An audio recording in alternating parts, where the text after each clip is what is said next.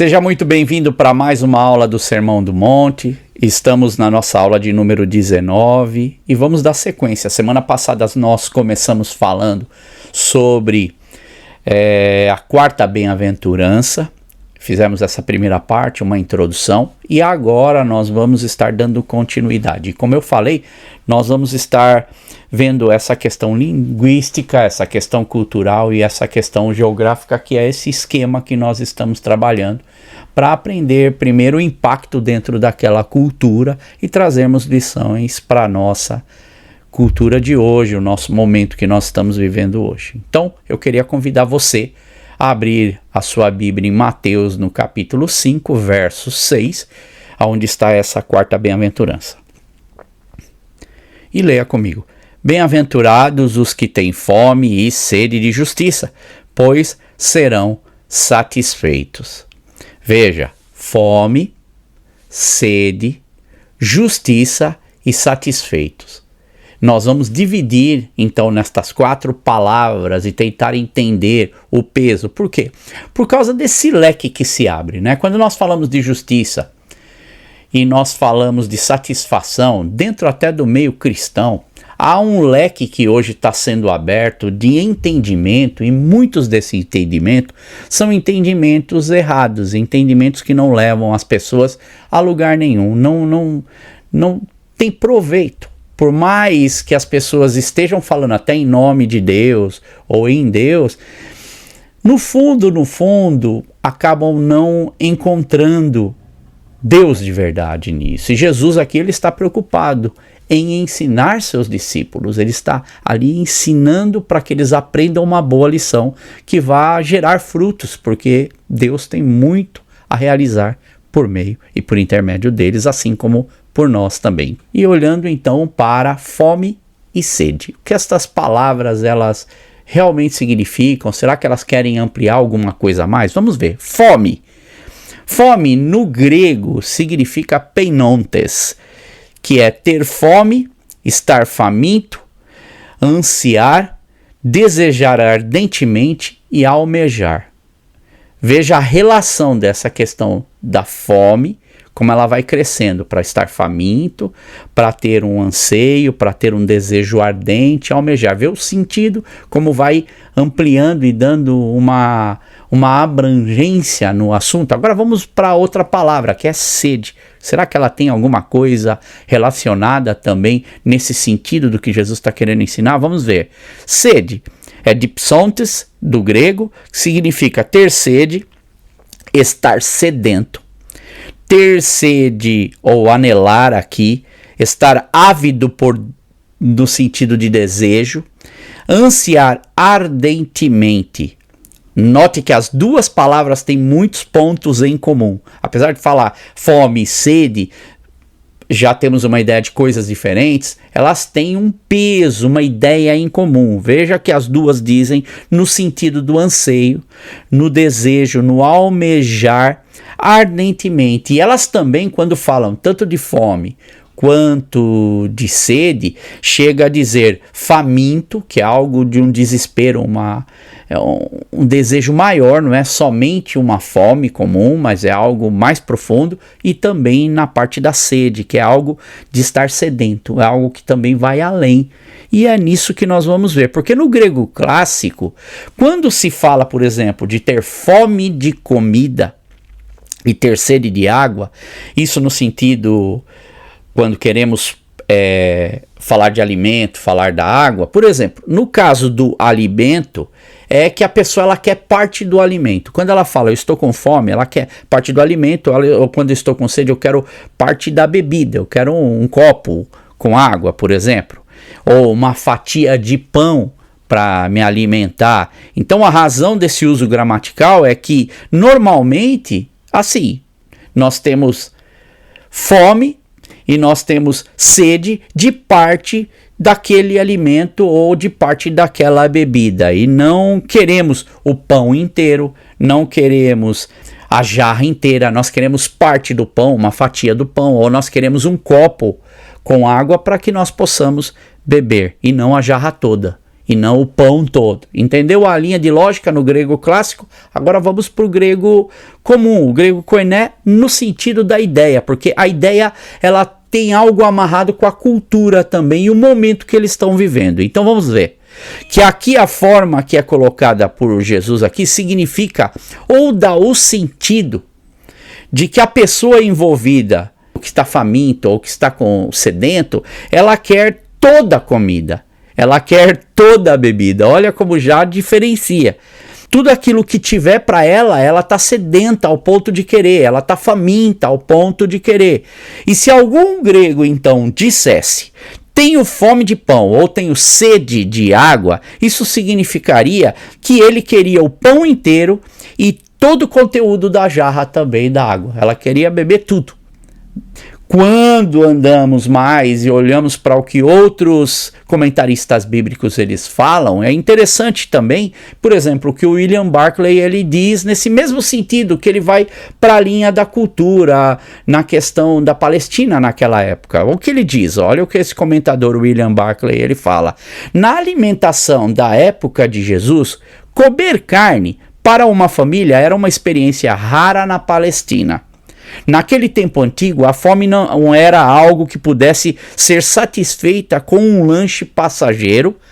Muitas vezes a fome não era algo momentâneo, mas algo que ameaçava a vida, era comer ou morrer. Conseguiu entender o que ele está querendo dizer aqui?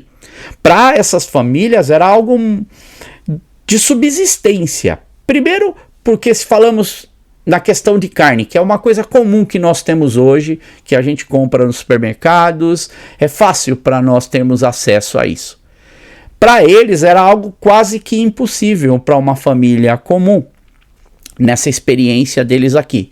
E para nós, quando falamos, eu estou com fome, vou dar um exemplo para mim, daqui a pouco eu vou ali fazer um lanchinho aqui em casa, vou comer alguma coisa, porque eu tô com fome, é muito fácil, eu levanto, vou ali, posso fritar um ovo, fazer um omelete, posso fazer um sanduíche, se tiver carne, eu pego aquilo que está na mão e eu faço para me alimentar. E também acontece no nosso dia a dia, se você está na rua, você quer um lanche, a gente tem aqui perto na Inglaterra, a gente usa esse sistema nos supermercados do meal deal, que seria uma combinação, um combo que eles fazem de alimento, que você vai lá, compra um lanche, tem às vezes um snack, um salgadinho, ou também você pode pegar frutas e um líquido, um refrigerante, alguma coisa, ou uma água, o que você quiser ali, um suco, para você tomar. E esse, somando os três, é um preço bem mais em conta se você levar os três. É uma forma que eles fizeram para que todo mundo possa ir lá comer. Vê como o mundo de hoje cria para nós possibilidades de nós nem passarmos assim para pensar muito nessa questão da dificuldade de ter uma comida. Então está tudo muito à mão, na maioria das regiões. Eu estou falando aqui de Inglaterra, eu sei que em algumas regiões fora também, Brasil, não é difícil, a gente tem sempre o alimento à mão. Agora, o mesmo também acontecia na questão da sede. Por quê? Quando falamos de sede, nós não estamos mencionando, olha, eu falar, eu estou com muita sede, ou temos a ideia de sede. Não passa perto do que esses homens e mulheres ou essas famílias viviam. Para nós, vamos simplesmente a uma torneira, abrimos a torneira e a água já jorra da torneira e nós podemos beber água dali. Compra água mineral, você está com sede na rua, você vai também no supermercado, você compra em qualquer lugar e não é uma coisa muito cara, é uma coisa fácil de ter acesso, mas para eles era diferente. Então o peso de dizer eu tenho sede, para aquela época era algo que não tem muito a ver com o que nós falamos, eu estou com muita fome. É bem diferente, são separados essas duas coisas no sentido de entendimento. Porque quando nós falamos, eu estou com sede, por que nós estamos com sede? Porque o dia está calor aqui e às vezes nós transpiramos demais, chega agora no verão, nosso consumo de água aqui em casa aumenta consideravelmente, já no inverno nem tanto. Ou como, por exemplo, outro dia eu cheguei, fui para deitar, aí eu falei para minha esposa, nossa, eu tô morrendo de sede. Olha a expressão que eu usei, eu tô morrendo de sede. E eu tava mesmo com muita sede, porque talvez a comida que nós comemos estava meio salgada. Eu falei para minha esposa, será que tinha muito sal na comida? Porque geralmente a nossa associação de estar com muita sede ou é porque tá calor, ou é porque tá realmente comendo alguma coisa que nos pede mais água. Vê a nossa expressão, estou morrendo de sede. Mas para eles não. Agora eu quero levar para a vida deles. Olha o que era. A situação deles não era só abrir uma torneira. Para eles irem buscar água, irem ao poço, ou ao riacho, ou lugar, a fonte da água, às vezes eles tinham que percorrer quilômetros, uma longa distância debaixo do sol. E se a água acabasse, é muito diferente.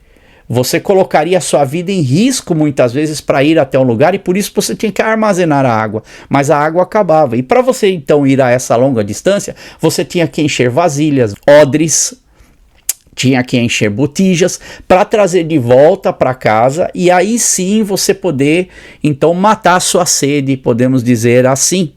Só que havia também para eles, nessa questão de sede, quando eles falavam, o risco da sobrevivência, assim como nós falamos da alimentação. Não é simplesmente um lanche para preencher o buraco no estômago que a gente está por causa de uma fome. É algo muito mais profundo. E aí, então, a William Barclay mesmo, ele diz o seguinte, que se um homem tivesse que sair, ou uma família, alguém tivesse que sair para ir buscar água quando era longe, eles já tivessem com sede, ou tivesse no meio de uma caminhada, e o poço fosse longe, a fonte de água fosse longe, e eles pegassem uma tempestade no deserto, eles teriam grande dificuldade de conseguir chegar ao poço, porque a tempestade, ela jogava areia para dentro da respiração deles e secava ainda mais essa respiração ao ponto de sufocá-los de sede. Olha que dificuldade. Então, as pessoas que viviam nessas condições daquela época, para além de dar valor muito diferente do que nós damos hoje, ou dessas palavras de Jesus, o crédito que é dado a isso, eles conheciam muito bem o que é ter sede e muito bem o que é ter fome e ter isso saciado, então, para sobreviver para eles. E o que Jesus está dizendo, então, aqui é: bem-aventurado aquele que anseia pela justiça, como um homem faminto anseia por comida. E como um homem que perece de sede anseia por água. E nós vamos ver mais para frente sobre justiça, porém, uma das coisas a gente já precisa tirar como lição. O que ele está querendo dizer quando ele diz fome e sede? É do desejo, é da vontade e da necessidade, a intensidade disso, do nosso desejo, da nossa vontade e da nossa necessidade comparado a essa necessidade deles naquela época. Eu pergunto a você, porque aqui a gente já tira uma lição para aplicarmos para a nossa vida hoje. Você deseja Deus dessa forma que Jesus está falando aqui? A justiça de Deus, a causa de Deus, nós vamos aprender mais sobre justiça. A gente vai lapidar e afunilar um pouco isso mais para nós entendermos de que justiça nós estamos falando. Agora, você busca pelas coisas de Deus nesta mesma intensidade e desejo, com essa mesma fome, faminto, com essa mesma sede, sedento pelas coisas de Deus, como uma pessoa que não tem comida, ou como uma pessoa que não tem a água e fala, não, eu não quero ficar sem isso, eu preciso disso. O mundo de hoje que nós vivemos, ele vive constantemente em busca e desejo de algo. E primeiramente isso está atrelado, essa busca do ser humano, ou do mundo que nós falamos em geral, está atrelado à felicidade. E não há dúvida sobre isso, porque todo mundo quer ser feliz. Você quer ser feliz, eu quero ser feliz. Porém, aquilo que nós colocamos como prioridade para buscar essa felicidade é que é a diferença. Porque por detrás de cada desejo existe um ato, existe uma atitude, existe uma ambição por detrás desse trabalho, desse empenho, desse esforço para ser feliz. Tem essa sede, as pessoas estão famintas porque querem tanto alguma coisa. E tudo que nós temos nesse mundo, aquilo que o mundo oferece, porque ele vê que as pessoas têm esse desejo, virou algo, como que eu posso dizer assim, virou ouro na mão deles para eles negociarem e venderem. E aí o que eles fazem? Eles oferecem para as pessoas. E essa é uma tragédia, porque muitas pessoas também acabam comprando isso e vão nessa busca desenfreada, nessa procura da felicidade que não é encontrada, porque vai ser sempre esvaindo pelos dedos, igual, sabe quando você pega areia e a areia vai caindo? Muitas pessoas têm a sua felicidade que dura um pouco tempo, ela se esvai. E como é que nós podemos resolver isso? Jesus traz essa proposta aqui nesta bem-aventurança sobre fome e sobre sede de justiça, e ele diz que estas pessoas sim encontrarão a satisfação. Tem até algo interessante quando eu disse, por exemplo, que tudo nesse mundo aqui está sendo meio que projetado para que a pessoa alcance esse desejo insaciável de felicidade. Eu outro dia estava com a minha esposa, a gente estava assistindo e a gente até comentou sobre isso, estávamos vendo uma propaganda, e aqui na Inglaterra tem muita propaganda a respeito de crematório, de morte, se preparar para o dia da morte. O que é algo que eu não vejo como mal, porque hoje é muito caro também quando uma pessoa falece para você fazer todo aquele trâmite e às vezes você não está com a cabeça na hora lá e é muito complicado, a gente está em luto e ainda tem que resolver essas coisas. Então eles criam esse processo especialmente para as pessoas mais velhas já irem pensando. Mas olha a forma, que até nisso, que é um processo que a gente fala ou nem quer falar muitas vezes, eles encontram uma maneira de vender isso como se fosse vender um pacote de férias para você ir viajar. E eu comentei isso com a minha esposa, porque tem uma propaganda aqui sobre cremar, sobre preparar, fazer o plano do funeral e tudo, em que o homem, olha só, o homem eles são muito criativos, o homem tá deitado numa banheira, falando com a esposa tá na porta e ela fala, amor, você não quer um chá? É porque aqui na Inglaterra tem muito costume de chá. E ele fala, e ele começa a falar assuntos sobre alguém que morreu, alguma coisa assim. E o assunto vira para essa questão de se preocupar com a esposa. Vai que na hora que eu morro ela vai ter muita coisa para resolver. E a conversa rola normalmente que nem se ele estivesse decidindo para ir para um lugar de férias. Vamos para Maiorca, vamos para algum lugar, vamos para Chipre, que é o lugar que eu gosto de ir. E aí o que acontece? A mulher vai lá preparar o chá e aí ela diz que ela senta, eles falam de uma empresa que ele viu, uma pessoa amiga dele lá resolvendo, e aí a mulher vem, ó, tá tudo preparado, já estamos com o nosso plano, e aí ele deita na banheira ali, não é, todo feliz assim, e dá aquele sorriso como se ele tivesse resolvido o problema da vida dele. E isso criou até um problema aqui na Inglaterra, porque algumas pessoas acharam meio estranho esse tipo de comercial, que não casava muito bem.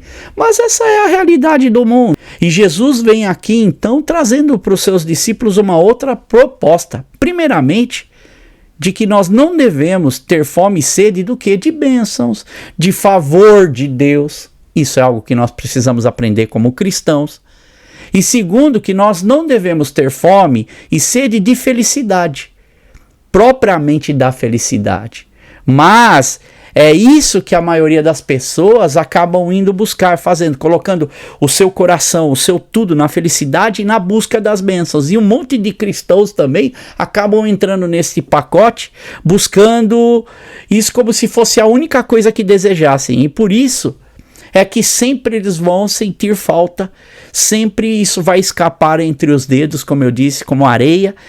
E esse é o significado dessa mania de prazer do ser humano de encontrar e tentar encontrar essa felicidade e sua meta como único objetivo. E agora perceba que quando falamos, por exemplo, bem-aventurados que têm fome e sede, quando vamos entrar agora na palavra justiça, para muitas pessoas volta lá para o primeiro. Eles voltam de novo como um ciclo, assim, fica um negócio girando o tempo inteiro, buscando sempre a mesma coisa, a felicidade, a felicidade, a felicidade, e nas mais diversas coisas, mas acabam não indo em frente. Então, nas escrituras, a felicidade nunca é algo que deve ser buscado diretamente, mas ela é sempre o resultado de algo, ela resulta da busca de alguma coisa. Então, sempre que olhamos para a Bíblia e vemos pessoas que colocam a sua felicidade na frente da justiça de Deus, vemos que a sua ruína, a sua queda, ela é grande. E é assim, constantemente, hoje, em várias partes desse mundo, pessoas buscando exatamente isso, a felicidade. É mais ou menos como o exemplo do burrinho que tenta pegar a cenoura. Já viu isso? Tem até um desenho sobre isso, que o burrinho, ele tá andando e tem uma cenoura que é colocada na frente dele e ele vai sempre continuar andando. Por quê? Porque o desejo dele é de pegar a cenoura que está na frente dele, porém ela só está amarrada, ele nunca vai conseguir pegar. Ou do homem que às vezes senta e ele coloca. Já viu esse desenho? Eu já vi, até me lembro, quando eu era pequeno, vinha esse desenho infantil em que colocava assim a cenourinha na frente e o animal ia atrás assim tentando pegar a cenoura. Assim é o mundo de hoje. Exatamente como essa fábula, muitas pessoas estão tentando viver isso, e ainda mais nesse mundo capitalista, globalizado, que as pessoas tentam de todas as formas crescerem mais ou serem felizes, mas não da maneira correta. E é o que Jesus está ensinando nesse Sermão do Monte, a buscar com fome, com sede, pela justiça de Deus primeiramente. E Dr. Martyn Lloyd-Jones, ele traz um exemplo muito interessante, porque ele era médico e também pastor.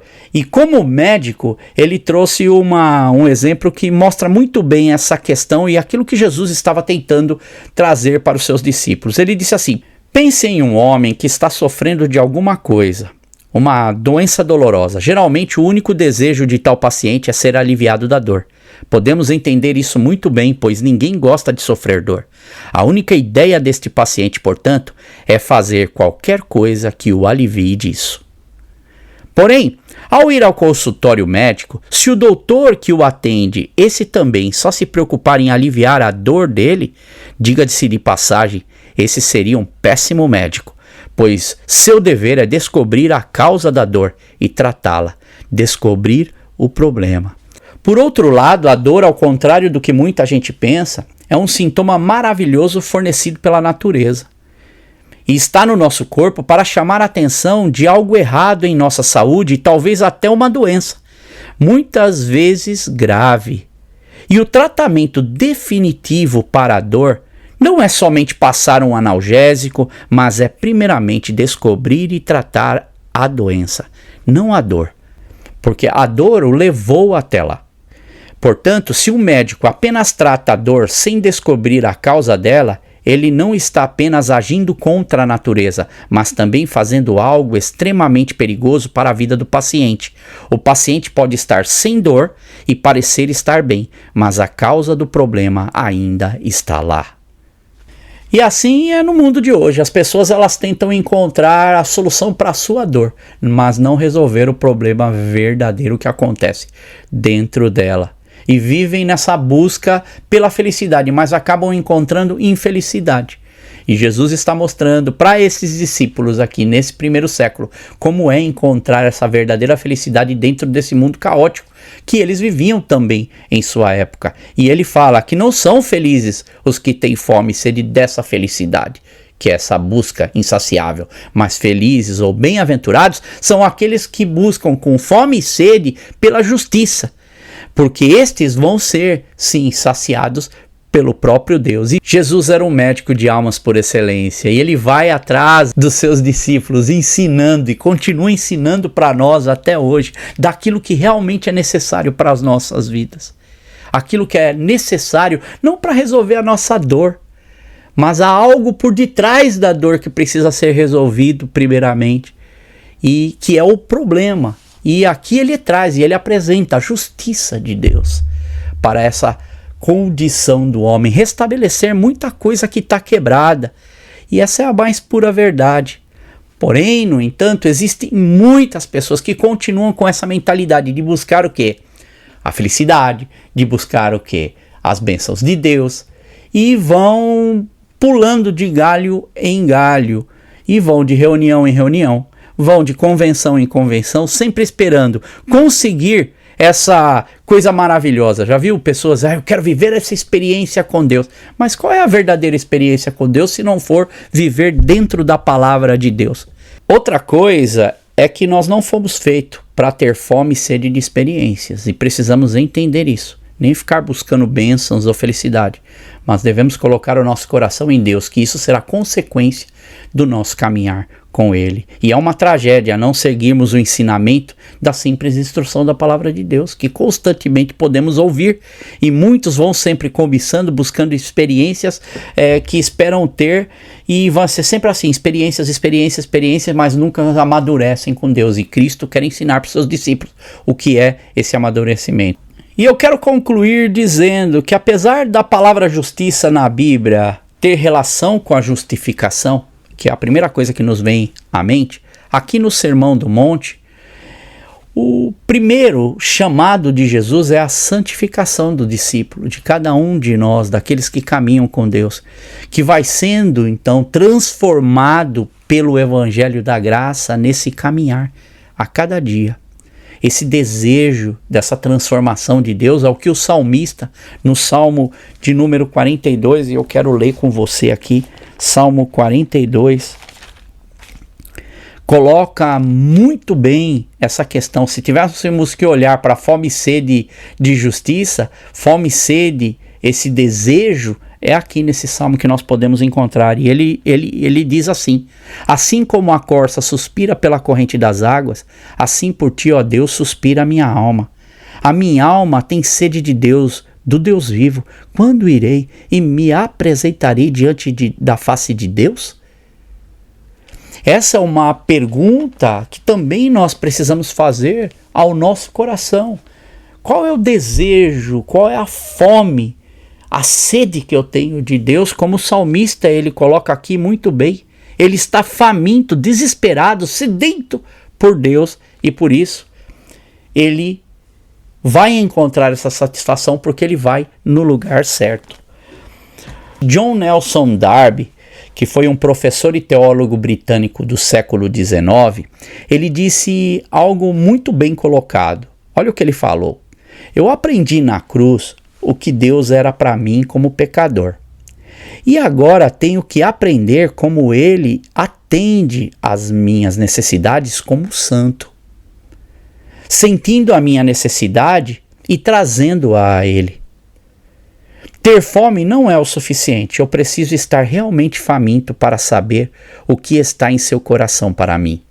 Quando o filho pródigo estava com fome, ele desejou se alimentar da comida dos porcos.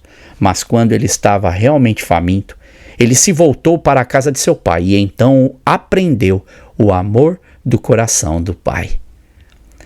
E, queridos irmãos, que nós possamos aprender esse amor do coração do Pai, porque o que Jesus está ensinando não é uma fórmula mágica, ele está ensinando a verdadeira forma de podermos viver uma vida, além de justa, uma vida satisfeita nele.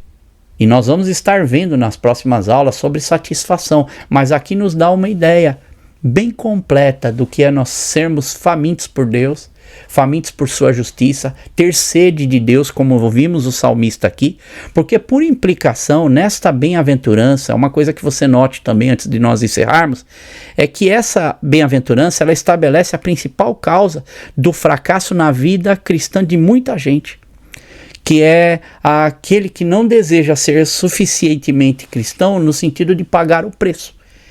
Ele acaba desejando ardentemente fazer outras coisas, e nas outras coisas a pessoa se dedica 100%, 110%, 200% para fazer aquilo, mas quando se fala das coisas de Deus, vai deixar de lado. Então que nós possamos olhar e começar a perceber em nós como é que tem andado a nossa fome, como é que nós estamos e se estamos famintos pelas coisas de Deus, e que o Senhor possa te ajudar nisso. Porque à medida que nós olharmos agora para a justiça de Deus, nós vamos começar a entender isso ainda melhor, agora falando da justiça, como é diferente buscar a Deus verdadeiramente. Então que Deus abençoe sua vida, guarde seu coração e nos vemos na semana que vem. Continue firme nesse projeto e que Deus abençoe muito você.